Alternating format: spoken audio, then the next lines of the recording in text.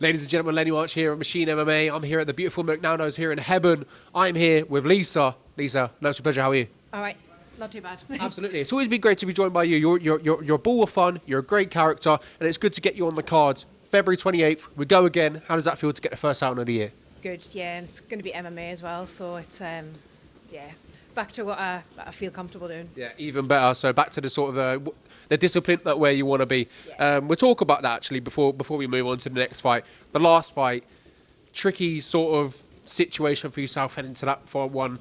Suddenly on fight week, there was a little bit of like a burst of, I don't want to say animosity, well, probably was a little bit of animosity heading into that fight.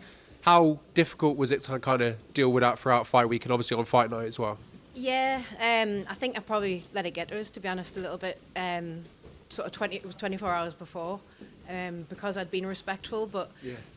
I am respectful. I'm a nice person, and I'm not going to change that. So yeah. From what I've seen, I'm sorry, Nicola, if you're watching this. I think you're a very respectful lady, and I think what you're approaching that fight, you were very respectful. But something just sort of just sparked it, and it was unfortunate to see because I thought it was going to be it was a great fight to watch.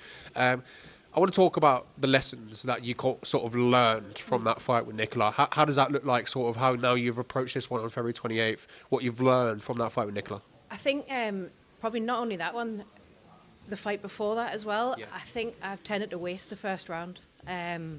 Definitely wasted the first round in the last fight. So I think I need to warm up, switch on straight away, and yeah. Yes, absolutely. Yeah. Hopefully we see you start quicker this one against Saffron, who. The gym that she comes from, we know what we expect, Lisa, isn't it? It's they come to get in your face, they're looking to throw strikes, they're coming to look, action. That's what they want. Is this sort of fight that you look in your eyes and you think, this is exactly what I want? You could get in my face and we'll trade a little bit, and it'll be sort of an action-packed, entertaining fight for the fans that have obviously paid their, hard-earned money to be there. Yeah, I've seen a couple of the Ox lads fight, and they're as game as they come. I'm expecting to be Scrappy, which is right up my street, so yeah. Absolutely. We spoke about it just briefly as well. Back to MMA as well. How big of a difference is that for you for this one? I think there's just less restraint on it. You have to worry a bit more about what you're doing in K1 boxing. It's quite restrictive in a way, but MMA, you can just kind of throw yourself at it that little bit more and get a bit more scrappy. Yeah, absolutely. There is a lot of wiggle room, I think, with MMA. Like obviously, you got different disciplines to work with. The grappling and the wrestling side of things, and it's good to see. Obviously, you're happy now back in MMA. How big would a win would it be for you? Obviously, Saffron, debutant, so you've got that little bit of experience edge, not in the age category as well, but obviously you're having the fights inside the ring. How does that feel? Obviously, walking into this one. I mean, I wouldn't take it away from a debut because. I think I've come up against a champion boxer before who I didn't know was a champion boxer. Yeah.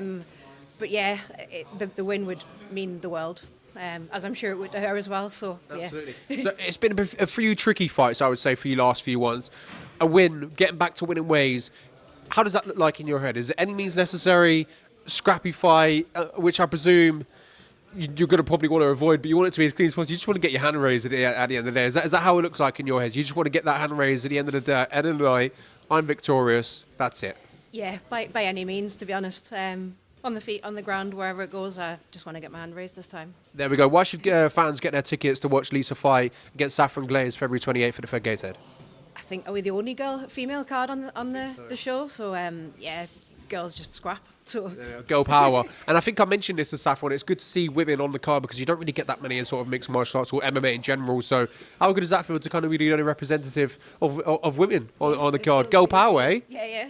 Really good. Yeah. Absolutely. And I'm hoping maybe there's a young lady in the crowd that sort of watches this fight and thinks, that seems pretty cool. Maybe I'd like to give that a shot. So is there sort of maybe an influence of like to spark some motivation of someone in the crowd? Does that cover your mind? I mean, to be honest, after my last fight, although I didn't win, it mustn't have been too bad because there are a couple of people who are relatives of people that come to the gym and they've come up and said would love to come along, would love to come along. So yeah. Absolutely inspirational here is Lisa, and we look forward to seeing her on February 28th at the Fed Gateshead. If you haven't got your tickets, get them off Lisa or the gym here at McNaughton's. If you can't make it, it will be live on pay-per-view and Fight Club TV. Make sure you're there. We'll be there. Lisa will be there. She'll be scrapping. It's going to be entertaining. Thank you very much.